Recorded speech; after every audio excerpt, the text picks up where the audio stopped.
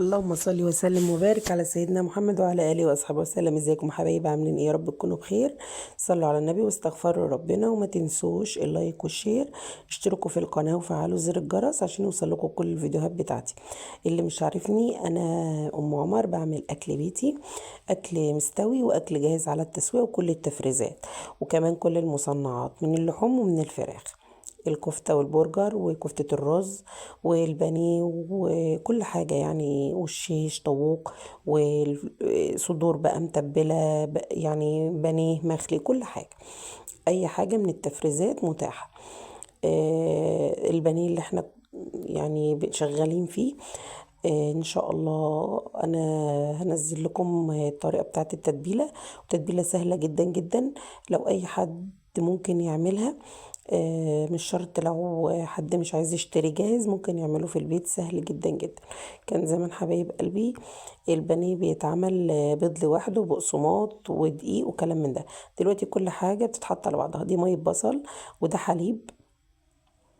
هجيب بقى التتبيلة بتاعتي، هحط مية البصل واحط الحليب، وبعد كده هحط عليهم كل المكونات اللي هقول لكم عليها دي. ده فيجيتار ودقيق وبقسماط. بس طبعا التتبيله مش هحط فيها بقسماط، الكفر هو بس اللي هحط فيه بقسماط. يبقى التتبيله بتاعتي عباره عن ايه؟ ميه بصل، وبحط فيجيتار، وبحط دقيق، وبحط بقى التوابل بتاعتي اللي انا بحبها: بصل بودر، توم بودر، ملح وفلفل، حبهان مطحون، رشة قرفة خفيفة، بابريكا، كركم، كاري. كل البهارات دي بتدي طعم للتتبيلة جميلة جدا جدا جدا. وما ننساش رشة بيكنج باودر عشان تخلي التتبيلة بتاعتي هشة كده وجميلة وخفيفة. وبعد كده ازودها ميه او حليب زي ما انا عايزه، وبحط على معلقتين خل. اقلب كله ببعضه، وبعدين هتبقى معايا زي عجينه سايله.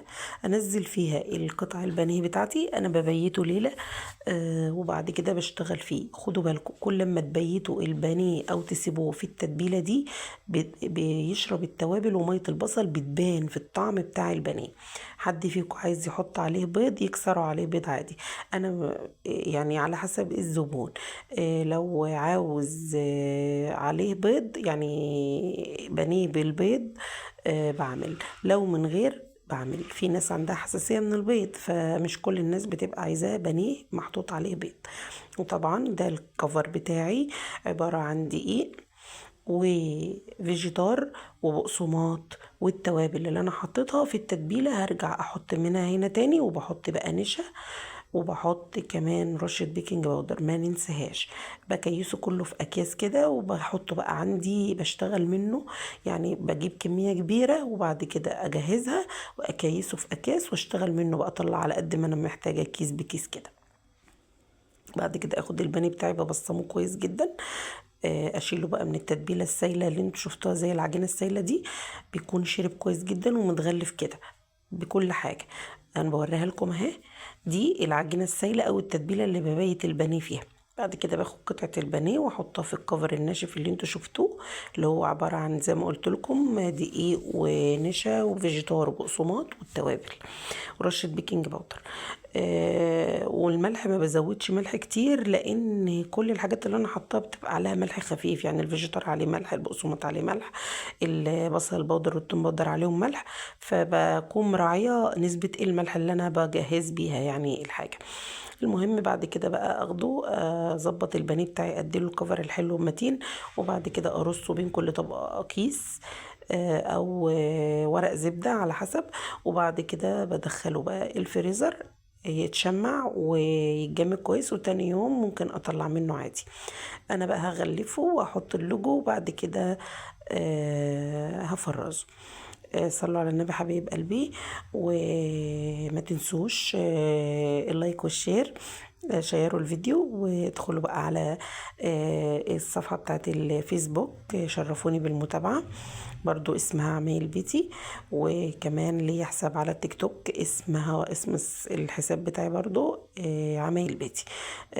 بحبكم في الله. ما تنسونيش من دعاكم. ادعوا لاخواننا المستضعفين المسلمين في كل بقاع الارض، ربنا ينصرهم على اعدائهم يا رب، اللهم امين. وادعوا اخواننا اللي في غزه وفلسطين. حبايبي بحبكم في الله، وصلوا على النبي كتير، واثبتوا الصلاة على النبي في التعليقات عشان تكون في ميزان حسناتنا يوم القيامة. ويا ريت تدعموني بقى باللايك، وزي ما قلت لكم بالشير، شيروا الفيديو. اللي مش مشترك في القناة يا ريت يشترك في القناة ويفعل زر الجرس. بحبكم في الله، اشوفكم في فيديو جديد ان شاء الله كده، يا رب على خير، في رعاية الله، مع الف سلامة.